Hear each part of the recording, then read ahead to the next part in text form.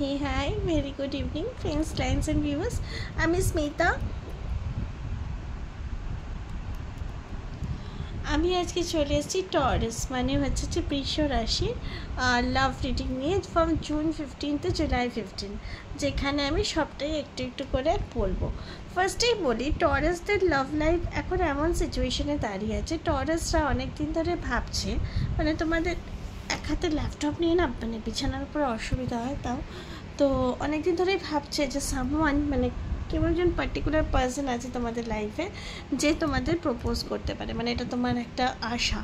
But অনেক সময় অতিবাহিত হয়ে গেছে, সেই প্রপোজালটা তুমি পাওনি বলে তুমি এখন অনেকটাই হালটা ছেড়ে দিয়েছো, কিন্তু সেই পার্সনটা কিন্তু এখনও পর্যন্ত তোমাকে স্টক করছে সোশ্যাল মিডিয়াতে, বিভিন্নভাবে তোমার সাথে মানে কানেক্ট করার চেষ্টা করছে, কিন্তু তোমাকে বলতে পারছে না, আইদার একটা রিজেকশনের ভয়, অন্যত্র অন্য কিছু, মানে সরি হাসার কথা নয়, মানে সেই কারণেই বলতে পারছে না, বলার ট্রাই করছে। এবং টরাস যারা সিঙ্গেল পিপল আছো তারা কিন্তু সেই প্রপোজালের এক্সপেকটেশনেই, সেই পার্টিকুলার পার্সনের থেকে প্রপোজালের এক্সপেকটেশনে বসে আছো, তুমি নিজে করবে না প্রপোজ, তার কাছ থেকেই সেই প্রপোজালটা এক্সপেক্ট করছো এই সময়।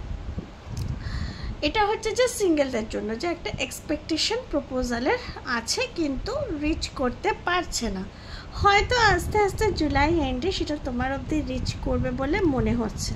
কিন্তু টরাসের ক্ষেত্রে লাভ লাইফে একটা ডিস্টেন্স সব ক্ষেত্রে কাজ করে, যেমন যারা সিঙ্গেল আছো তাদের ক্ষেত্রে রিলেশনশিপটা এসেও আসছে না, মানে প্রপোজালটা এরকম একটা ব্যাপার।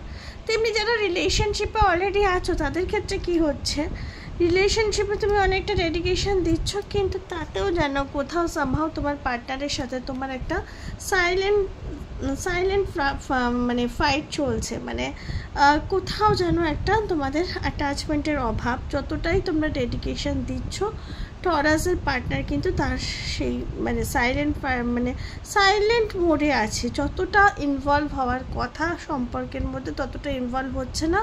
টরাস তখন ভাবছে যে বারে বারে আমি কেন মানে ইন্টারেস্ট দেখাবো, এবং এই কারণে টরাসের একটু, সব টরাসের নয়, কিছু বৃষ রাশির মানুষদের কিন্তু লাভ লাইফে একটা উইথড্র করে নেওয়ার এনার্জি দেখতে পাওয়া যাচ্ছে।